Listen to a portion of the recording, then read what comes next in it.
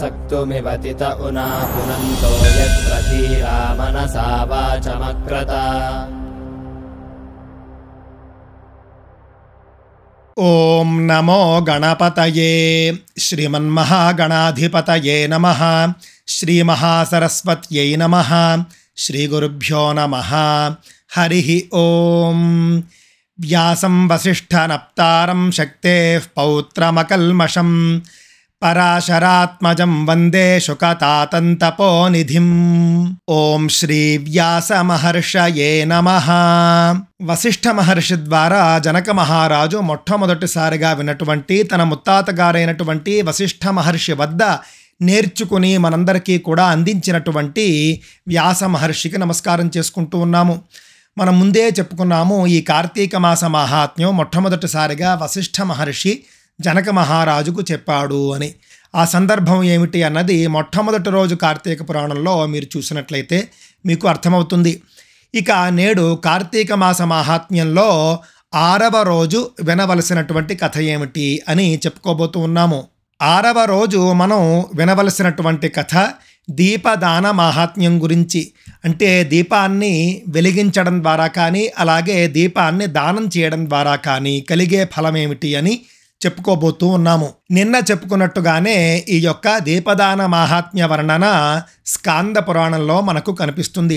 స్కాంద పురాణంలో వైష్ణవ ఖండంలో మనకు ఈ యొక్క కథ అంతా కూడా వివరంగా తెలియజేయబడింది. స్కాంద పురాణంలోని వైష్ణవ ఖండంలో 7వ అధ్యాయం అది దీపదాన మహాత్మ్య వర్ణనము అని. సాధారణంగా మనకు బయట దొరికేటటువంటి కార్తీక పురాణాల్లో ఏ కథ అయితే ఉన్నదో దానికి మూలమే మనకి ఈ యొక్క స్కాంద పురాణంలో కనిపిస్తుంది. దానిని మనం ఇప్పుడు శ్లోకాలతో సహా చదివి వినిపించుకునేటటువంటి ప్రయత్నం చేద్దాం. అథ సప్తమోధ్యాయః దీపదాన మహాత్మ్య వర్ణనం. నారద ఉవాచ భగవన్ కృతకృత్యోస్మి తవ పాద సమాశ్రయాత్ శ్రోతవ్యన్నేహ భూయో మే విద్యతే దేవసత్తమా. నారద మహర్షి అడుగుతూ ఉన్నాడు, బ్రహ్మదేవుడు చెబుతూ ఉన్నాడు ఈ యొక్క కార్తీక మాస మహాత్మ్యాన్ని. బ్రహ్మదేవుడు చేత స్వయంగా చెప్పబడింది ఈ యొక్క కార్తీక మాస మహాత్మ్యం. ఆ తరువాతే వశిష్ఠ మహర్షి జనక మహారాజుకు చెప్పాడు. ఆ తరువాత వ్యాస మహర్షి మనందరికీ కూడా పురాణ రూపంలో అందించడం జరిగింది.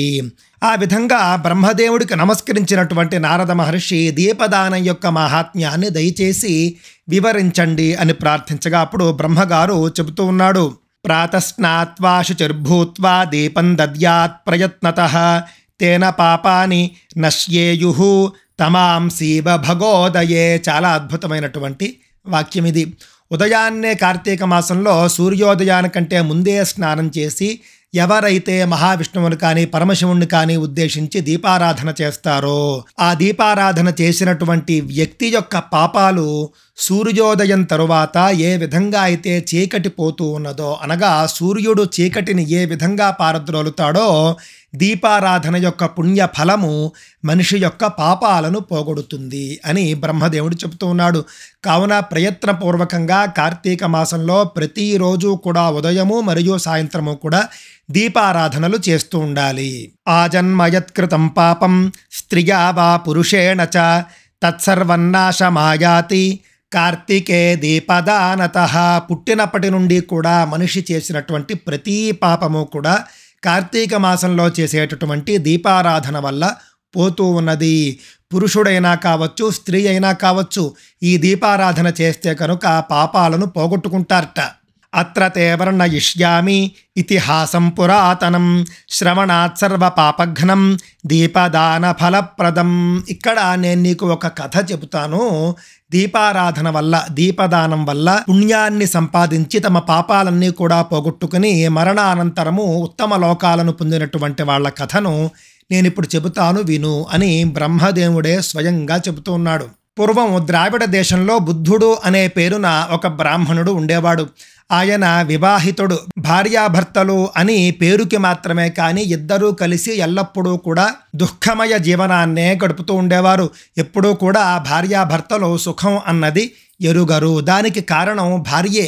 ఈ భార్య ఎప్పుడూ కూడా భర్తతో ప్రేమగా మాట్లాడింది లేదు, భర్తను సుఖపెట్టింది లేదు, సంతోషపెట్టింది లేదు.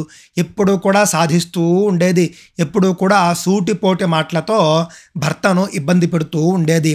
ఇక ఎప్పుడైతే భార్య ఈ విధంగా ఉంటూ ఉన్నదో భర్తకు మనశ్శాంతి లేకుండా పోయింది. ఇంటికి వస్తే చాలు ఏదో విధంగా గొడవ పెట్టడము, ఆ రోజున భర్తకు మానసిక శాంతి లేకుండా చేస్తూ ఉండడము జరుగుతూ ఉండేది. అలా రోజులు గడుస్తూ ఉండగా భర్తకు అనారోగ్యం చేసింది. ఎందుకు అనంటే ఏ రోగమైనా కూడా మొట్టమొదట మనస్సు నుండే బయలుదేరుతుంది. మానసిక అశాంతి ఉన్నది అనంటే కనుక ఆ రోగము మొదలైంది అని అర్థము. అందువల్ల ఎంత సంపద ఉన్నా సంపద లేకపోయినా కూడా మనం ఎల్లప్పుడూ కూడా ప్రశాంతంగా ఉండేలాగానే చూసుకుంటూ ఉండాలి. భార్య భర్తను సంతోషపెట్టే ప్రయత్నం చేయాలి, భర్తకు మానసికమైనటువంటి ప్రశాంతతను అందిస్తూ ఉండాలి. అలాగే భర్త కూడా భార్యను సంతోషపెడుతూ ఉండాలి, భార్యకు మానసికమైనటువంటి సంతోషాన్ని అందిస్తూ ఉండాలి. కానీ వీళ్ళిద్దరి విషయంలో అది ఉండేది కాదు. భర్త అందిస్తూ ఉండేవాడు, భర్త భార్యను బాగానే చూసుకుంటూ ఉండేవాడు, కానీ భార్య మాత్రం ఎప్పుడూ సాధిస్తూనే ఉండేది, ఎప్పుడూ ప్రేమగా మాట్లాడింది లేదు. పాపం దురదృష్టవశాత్తు అందువల్లనే ఆ యొక్క భర్తకు బుద్ధుడికి రోగం వచ్చింది, వ్యాధి వచ్చింది. కొంతకాలానికి వ్యాధితోనే కన్ను మూశాడు. కానీ భార్య మాత్రం మారనే లేదు. బంధువులు మిత్రులు అందరూ ఉన్నప్పటికీ కూడా ఎవరిని ఆదరించింది లేదు, ఎవరి ఇళ్లకు కూడా ఈమె వెళ్ళింది కూడా లేదు. ఎవరింటికైనా వెళితే ఏమి అడుగుతారో అని భయం, వీళ్ళ ఇంటికి ఎవరైనా వస్తే కనుక ఏమి ఇవ్వాల్సి వస్తుందో అని భయం. అందువల్ల ఉన్నటువంటి సంపదను అలా దాచుకుంటూనే ఉండేది తప్ప ఒక్క రూపాయి కూడా ఖర్చు పెట్టేది కాదు. భర్త మరణించిన తర్వాత తాను ఇంటిలో వంట చేసుకుని భోజనం చేసినటువంటి పాపాన పోనే లేదు. ఎప్పుడూ కూడా ఆ ఇంటికి ఈ ఇంటికి వెళ్ళడము, భిక్షాటన చేసుకుని రావడము, చక్కగా తింటూ ఉండడము.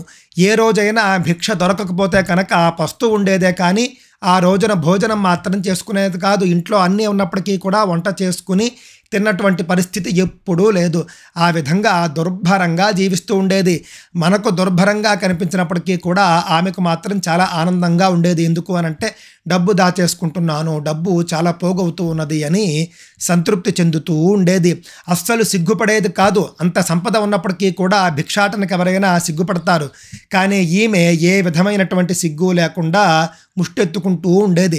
ఆ విధంగా సంపాదించినటువంటి భిక్షనే స్వీకరిస్తూ ఉండేది, కానీ వంట చేసుకున్న పాపాన పోలేదు. అలా రోజులు గడుస్తూ ఉన్నాయి. ఏ పూర్వజన్మ సుకృతమో కానీ కుత్సుడు అని పేరు కలిగినటువంటి ఒక బ్రాహ్మణుడు మహర్షి కావచ్చు, ఆయన ఒకానొక రోజున ఆ మహిళ ఉన్నటువంటి గ్రామానికి వచ్చాడు. ఆ మహిళ భిక్షాటన చేస్తూ ఉండడాన్ని చూశాడు. ఆ మహిళ భిక్షాటన ఎందుకు చేస్తూ ఉన్నది అని వాళ్ళను వీళ్లను అడుగగా వాళ్ళు చెప్పారు, ఆమెకు అన్నీ ఉన్నాయండి కానీ అడుక్కుంటూ ఉంటుంది, ఇది పరిస్థితి అని కథ అంతా కూడా చెప్పగా ఆయన చాలా ఆశ్చర్యపోయాడు. చాలా ఆశ్చర్యపోయి ఎందుకో ఈ మహిళను ఉద్ధరించాలి, ఈ మహిళను మార్చాలి అని భావించాడు. ఆయన భావించి ఆ మహిళ వద్దకు వచ్చాడు. వచ్చి కొన్ని గొప్ప గొప్ప ఉపదేశాలను చేశాడు. అందులో మొట్టమొదటి అంశం ఏమిటి అనంటే కనుక, నీ వద్ద అంత డబ్బు ఉన్నది, కానీ నువ్వు ఆ డబ్బును ఏమాత్రము కూడా అనుభవించటం లేదు. కనీసం అందులో రూపాయి కూడా నువ్వు తింటున్నది లేదు. నీ డబ్బు నీకు ఏమాత్రము కూడా ఉపయోగపడడం లేదు. పోనీలే నీకు పిల్లా జల్లా ఉన్నారు అనంటే కనుక వాళ్ళ కోసం దాస్తున్నావు అని అనుకుంటూ ఉండవచ్చు, కానీ నీకు పిల్లలు లేరు, భర్త లేరు, అలాగే అన్నదమ్ములు లేరు, అక్క చెల్లెళ్ళు లేరు, ఎవ్వరూ లేరు. నువ్వు ఒకే ఒక్కదానివి నీ కుటుంబానికి. ఆ డబ్బు నువ్వు దాస్తున్నది ఎవరి కోసము అని ఆయన సూటిగా అడిగాడు. ధనం అనేటటువంటి దానికి 3 గతులు మాత్రమే ఉంటాయి. మొట్టమొదటి గతి అనుభవించడం, రెండవ గతి దానం చేయడం, మూడవ గతి నాశనం అవ్వడము. ఈ 3 గతులు మాత్రమే ధనానికి ఉంటాయి. 4వ గతి లేనే లేదు. నీ డబ్బును నువ్వు అనుభవించావనుకో, అది మొట్టమొదటి గమ్యం ఆ యొక్క డబ్బుకి.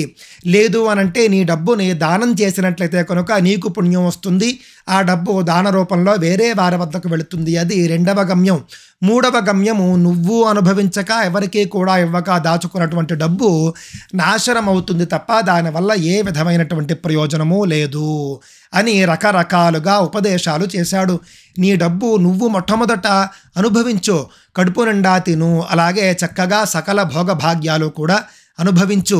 ఇది కార్తీక మాసం. కార్తీక మాసంలో చేయవలసినటువంటి దానాదులు చేసుకో, స్నానాదులు చేసుకో, అలాగే ఉపవాసాలు, అలాగే దీపారాధనలు, దీపదానాలు, ఆకాశ దీపదానాలు, ఈ విధంగా అన్న సమారాధనలు, వన సమారాధనలు ఇవన్నీ కూడా చేసి కనీసం పుణ్యాన్ని సంపాదించు.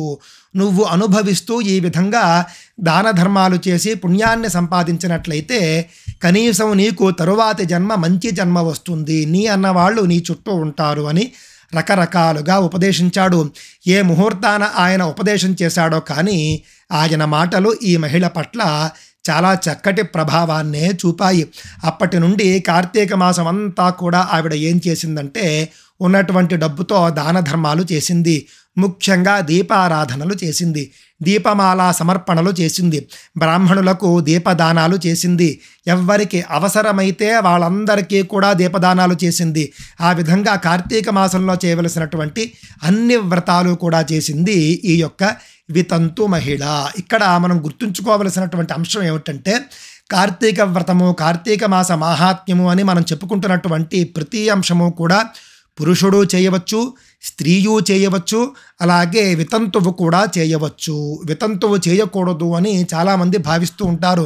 కార్తీక మాసంలో చెప్పబడినటువంటి అన్ని వ్రతాలు కూడా వితంతువు కూడా చేయవచ్చు. ఎందుకనంటే ఈ కథలో ఈ వ్రతం చేసి పుణ్యాన్ని సంపాదించింది వితంతు స్త్రీయే. ఈ విషయాన్ని దృష్టిలో పెట్టుకోవాలి. ఆ విధంగా కుత్సుడు అనేటటువంటి బ్రాహ్మణుడి ద్వారా విన్నటువంటి మాహాత్మ్యాన్ని తలకెక్కించుకుని ఆమె పూర్తిగా దీపమాల సమర్పణలో దీపదానాలు చేసి ఆ తరువాత చాలా కాలం భూలోకంలో జీవించి మరణించింది. అలాగే ఇక్కడ కుత్సుడు అనే ఆ బ్రాహ్మణుడు ఆ మహిళతో మాట్లాడుతూ ఒక ముఖ్యమైనటువంటి విషయాన్ని చెబుతాడు. అది శ్లోక రూపంలో మనం ఇప్పుడు చెప్పుకునే ప్రయత్నం చేద్దాం. లక్ష వర్త్యాదికం చైవ లక్ష పద్మాదికం తథా ప్రదక్షిణాంతు దేవస్య నమస్కారం తథైవ చ ధారణం పారణం చైవ కురు భక్త్యా హి కార్తికే విధవానాం వ్రతమిదం సధవానాం తథైవ చ. చాలా స్పష్టంగా చెబుతూ ఉన్నాడు. కార్తీక మాసంలో 1,00,000 ఒత్తులతో దీపాన్ని వెలిగించడము అనేది మహత్తరమైనటువంటి పుణ్యాన్ని మనకు ఇస్తుంది. అలాగే 1,00,000 పద్మాలతో అంటే 1,00,000 తామర పువ్వులతో భగవంతుడిని పూజించడం కూడా చాలా గొప్ప ఫలాన్ని ఇస్తుంది. అలాగే తులసి మాలను ధరించడం కానీ, అలాగే ఉసిరికాయల మాలను ధరించడం కానీ ఇవన్నీ కూడా కార్తీక మాసంలో ఎంతో పుణ్యాన్ని అందించేటటువంటి కార్యక్రమాలు. ఈ అన్ని వ్రతాలు కూడా కార్తీక మాసంలో చేసేటటువంటివి. విధవానాం అలాగే సధవానాం ఇద్దరూ చేయవచ్చు. వితంతువులు చేయవచ్చు, సతంతువులు కూడా చేయవచ్చు అని ఆయన స్పష్టంగా చెప్పాడు. అలాగే 1,00,000 వర్తుల గురించి మూలం మనకు స్కాంద పురాణంలో కనిపిస్తూ ఉన్నది. సరే, మా దగ్గర రూపాయి కూడా లేదు అని భావించేటటువంటి వాళ్ళు, పేదరికంలో ఉన్నటువంటి వాళ్ళు దేవుడికి ప్రదక్షిణాలు మాత్రమే చేసుకుంటే చాలు, అన్ని రకాల వ్రతాల వల్ల కూడా వచ్చేటటువంటి పుణ్యము ప్రదక్షిణ వల్ల మాత్రమే వచ్చేస్తుంది అని ఆయన ఈ మహిళకు చెప్పాడు. ఆయన చెప్పినటువంటి ప్రతి మాట కూడా మహిళకు ఎందుకో కానీ ఆయన చెప్పినటువంటి సందర్భమో ముహూర్తమో పూర్వజన్మ సుకృతమో కానీ బాగా నచ్చాయి. ఆ మాటలన్నీ కూడా ఈ మహిళ బాగా తలకెక్కించుకుంది. ఆయన చెప్పినట్లు అన్నీ చేసింది. ఒకానొక మంచి రోజునే ఆమె మరణించింది. ఏ ఇబ్బంది పడకుండా సుఖంగా మరణించింది.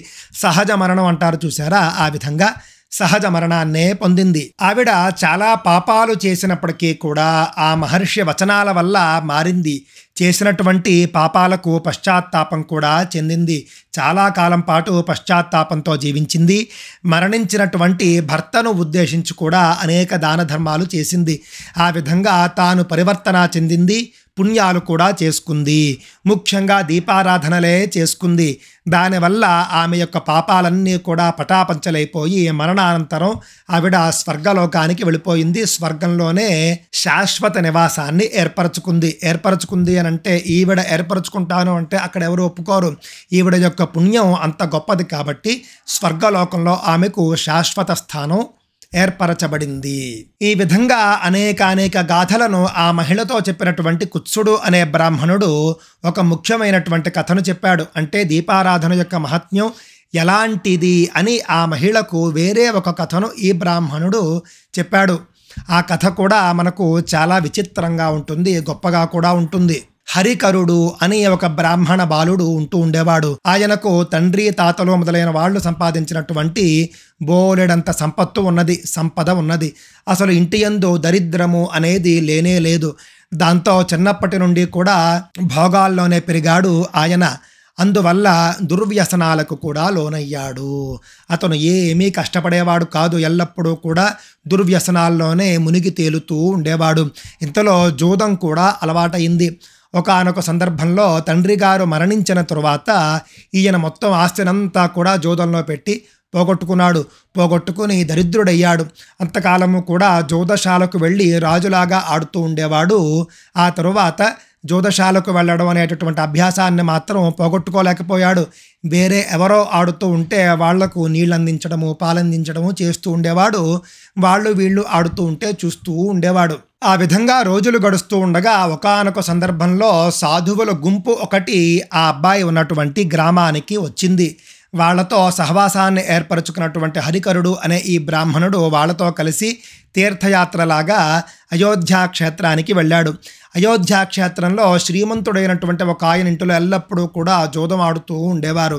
ఆ జూదశాలకు ఈయన కూడా వెళ్ళాడు. అందరూ ఆడుతూ ఉంటే చూద్దాము అని వెళ్ళాడు. అతనికి ఉన్నటువంటి ముందస్తు అలవాటు ఏదైతే ఉందో దానిని పోగొట్టుకోలేకపోయాడు. అందువల్ల జూదశాలకు వెళ్ళాడు. వెళ్ళి వాళ్ళందరూ ఆడుతూ ఉంటే రాత్రిపూట కాంతి లేదు అని జూదం ఆడడం కోసము అని ఈయన అందరి కోసము కూడా దీపాలను వెలిగించి పెట్టాడు.